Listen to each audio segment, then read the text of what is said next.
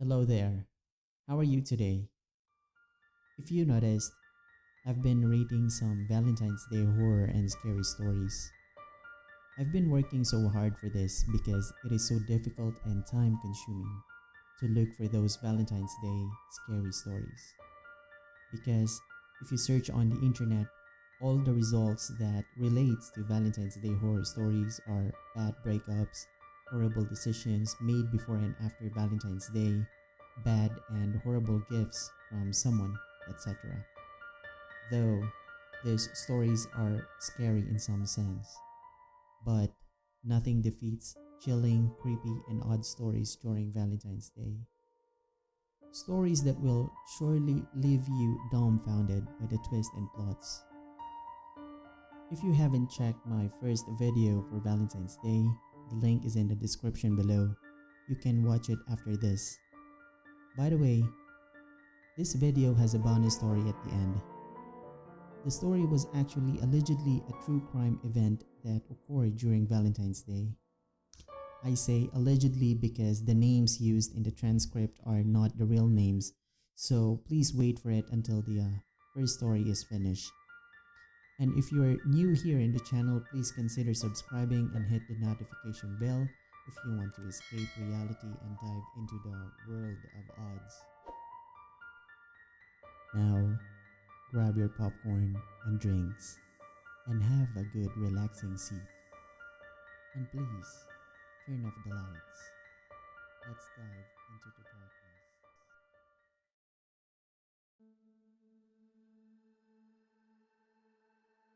Before sharing my story, I have a little confession to make. I'm a bit of a ladies' man, if you know what I mean.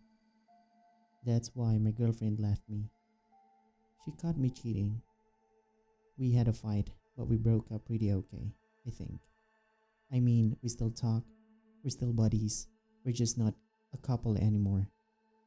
So I had no idea how I got to be alone 3 days before Valentine's. This made me a little sad, as all my friends were already hooked up and had plans for that night. I was alone, but not desperate. I took it as an opportunity. I got my best clothes, I made sure I looked the best I could, and went to a famous restaurant downtown. I was a predator and was looking for someone to spend this holiday with. I was cool. I arrived at the scene.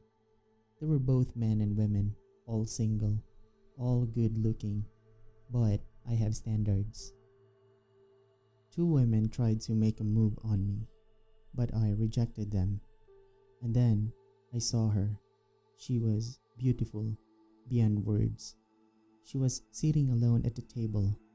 Nobody even came close to her. I thought everyone was intimidated by her looks. I sat next to her and introduced myself. We talked, we had a drink. I asked her to come to my place. She agreed. We left, holding our hands. She was sweet. She said the right words. People look a bit strange at me, but I brushed it off. I drove home. We talked some more, and I must end the story here. For although a womanizer, a bastard I'm not, you understand what happened. I felt amazing. The next night, I had a nightmare. I ignored it. The woman said her name is Sarah. We decided to begin a relationship. Things started to go missing. Started to get misplaced. Was Sarah a thief? No, I don't think so. I became increasingly fascinated with her. But strange things started to happen. The TV would turn on and off. I spent another night with Sarah. I had nightmares. But the next morning, she was gone. I asked the concierge. Yeah, I'm a wealthy guy. What can I say? If she saw her, but he denied. Nobody came or left my building. Maybe she left early, before the concierge could arrive. I brushed it off. What really set some alarm bells was the housekeeper's question. Are you seeing someone? She was a nice old lady who really cared for me. What do you mean? I have a girlfriend. Her name is Sarah. The lady replied she didn't see her. Where was her? This gave me the chills. I went at the restaurant. I had a friend who worked there as a waiter. I asked him about the night I went there. He said it was a little weird, the way I left. Like I was leaving all alone and stuff. Alone? What the hell do you mean I left alone? I got to my apartment complex. I saw the cops in the ambulance. The concierge died of a heart attack. Something frightened him to death. Sarah paid me a visit that night. When she heard about the concierge, she laughed. I was horrified. My heart was pumping like crazy. Who was Sarah? What was Sarah? I found a small pocket-sized Bible book and I prayed. I prayed like hell in that huge bathroom. I said, Lord, show me the truth about Sarah. At that night, we kissed. But I also had a vision. Sarah turned into a monster or a ghost, or I was scared as hell. I tried to run, but something slammed the door in my face. Sarah made a knife float into her hands. She slashed at me. I dodged. I tried hitting her, but my fist went like through thin air. Then Sarah pushed me down the stairs. I can't remember what happened next.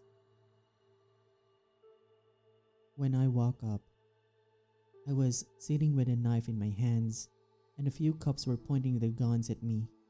I was told at the prison that I tried to kill the housekeeper. I was thrown in jail. Sarah came into my cell and told me she can set me free. She said I owe her. I called the guard and I said all the right things. Like I wasn't even speaking. Sarah was speaking through me. The guardian let me go. It convinced me I would pay for my release at a later date. At home, Sarah told me I have to drive to the restaurant I met her and just kill everyone there. A revenge for her murder some 50 years ago. A slaughter that would ensure enough negative energy for a dark portal. She was just planting thoughts in my head. Despite not knowing what Sarah was, I felt strangely in love with her. Sarah had a way with words. I called my ex-girlfriend. She laughed at me, asked me how I get along with Sarah. This was all her revenge. She wished me a happy Valentine. Sarah wanted me to turn it into a Valentine slaughter. The restaurant would be full of people, full of lovers.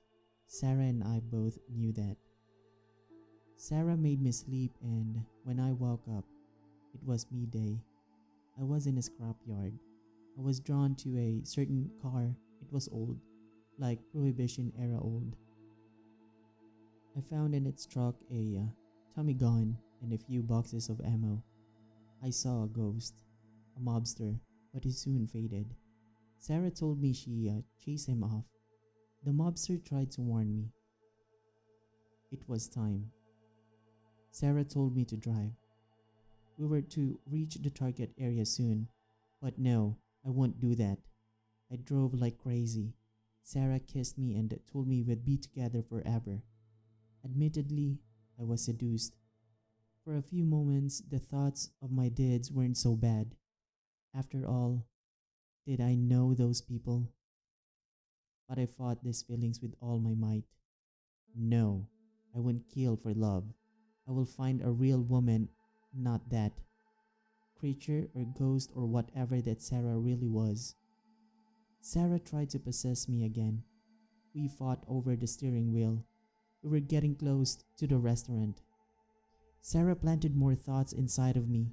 I looked at her and was fascinated again by her.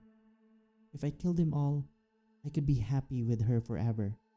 She will make me happy. She is not like the other women. I walked as hypnotized. I took the Tommy gun. The restaurant was full. Couples of all ages. I took the vantage point and loaded my weapon. But no, I prayed and turned right back and walked to my car. Sarah made me stumble upon a rock. The weapon just glided on the ground and next to my hands, I got on my feet. Sarah kissed me. I took the weapon and approached the restaurant. I was never so in love and nobody loved me so much as Sarah. I struggled to throw away the Tommy gun. I fled to the car. I entered it. So did Sarah. I saw her on the back seat. She looked scary as hell, like wounded or twisted. Avenge my death, or you will never know peace. I will destroy you, he said. I drove full speed to an approaching car. She made me turn the vehicle around. I chose to accelerate. I slammed into the restaurant's wooden fence. I was hurt. I lost consciousness. I woke up in a hospital. Next to me, I saw a priest. He also had some health problems. I told him about what happened. He agreed to help. The next day, we went to my house. Sarah put up a ferocious fight by making the furniture move or all books just sat upside down in that library. She appeared to me and we kissed again. She made me try to get the priest to leave. I had a choice. I fought my feelings. These feelings were not real. She manipulated me. I continued the ceremony and in the end, we banished Sarah forever. This whole experience changed me. I got my stuff together and became more serious. I found myself a nice woman shortly and I settled down. We got married. We spent wonderful moments together and are really in love with each other. I'm happy with my wife and will never ever cheat on her.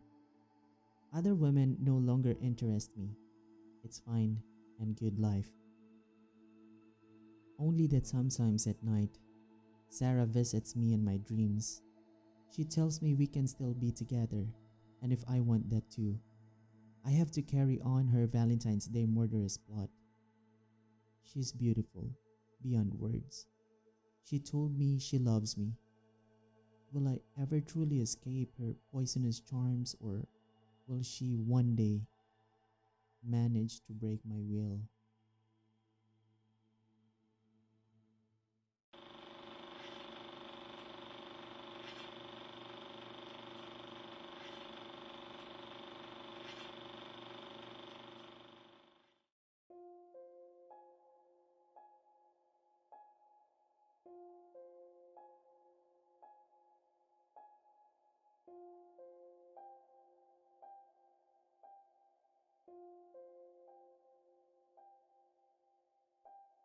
The following events took place in New York 1986. To protect their identities, the names of certain people involved in the investigation has been changed. On the evening of February 14th, a young couple was in the midst of celebrating Valentine's Day with a late romantic dinner. Vincent Kelsley, age 34. He worked as an insurance salesman. His wife of 9 years was Annabelle Kelsey, age 29. She worked as a manager for a local grocery store. There were normal people who lived in a gated suburban community known for its peace and quiet. They paid taxes, walked their dogs, and watered their lawn. Indeed, they were a normal couple. At around 8:33 p.m., Vincent offered to go buy a bottle of wine to furnish their dinner, which he had forgotten to purchase the day before. The trip to the local liquor store was a 10-minute drive, so the night was not completely spoiled. He kissed Annabelle goodbye, walked out the door, and unlocked his Cadillac. The time was now 8:46, and Vincent had arrived home, only to find that his house was embroiled in flames. It would take the fire department and the police another 8 minutes to respond. A crowd of residents surrounded the yellow tape cordoning of his home. Luckily, firefighters managed to retrieve his wife, who had suffered minor injuries, but was otherwise alright. Reunited, they sought comfort in each other, relieved that they were both still alive. Soon after, the couple would travel to Vincent's parents, Michael and Sarah Kelsey, to stay for a while until this situation cleared up. Fast forward to February 15th, at around 9:20 a.m., investigators perused the wreckage to determine the cause of the fire. They discovered mangled, blackened bones inside the oven. The length and size of them indicated that they belonged to a young female. How it got there, no one was sure. For Vincent had told the authorities that he had only used the tabletop stove. Two detectives, Ray Jules and Donovan Carver, were assigned to this unusual case. Vincent and Annabelle were taken into police custody for questioning despite their protest. Both of them had no clues as to how those bones ended up in their oven. Annabelle in particular was under intense scrutiny, for she was the only one in the house at the time. She told the detectives that she had gone to the bathroom for a short while when she smelled something burning. One of their neighbors, a retiree named Gary Carson, reported hearing shrieking and loud pounding. Annabelle was inevitably held in police custody for the rest of the night until the victim would be identified. February 16, 1986.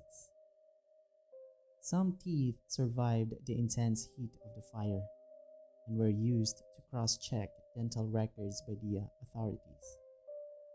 The database confirmed that two incisors belonged to Annabelle Kelsey. This was physically impossible. Checking the servers and restarting the database produced the same eerie result. Upon this realization, the two detectives in charge of the investigation rushed to find the couple, but they were nowhere to be found. They were not at the homes of Vincent's parents or Annabelle's parents. Annabelle was not in the holding cells. Dumbfounded, the detectives struggled to come up with a solution. Reviewing the security footage of the present only caused more confusion. There was an unusual gap in the footage, where only static was visible for around 15.5 seconds. Auditory analysis confirmed sounds of shrieking and grunting. A countrywide search was enabled, but yielded nothing of considerable value. With no leads or witnesses, the case had grown ice cold. The house was later rebuilt but failed to attract any other buyers. The town continued on as if nothing had ever happened. The whereabouts of Vincent and Annabelle Kelsey are still unknown.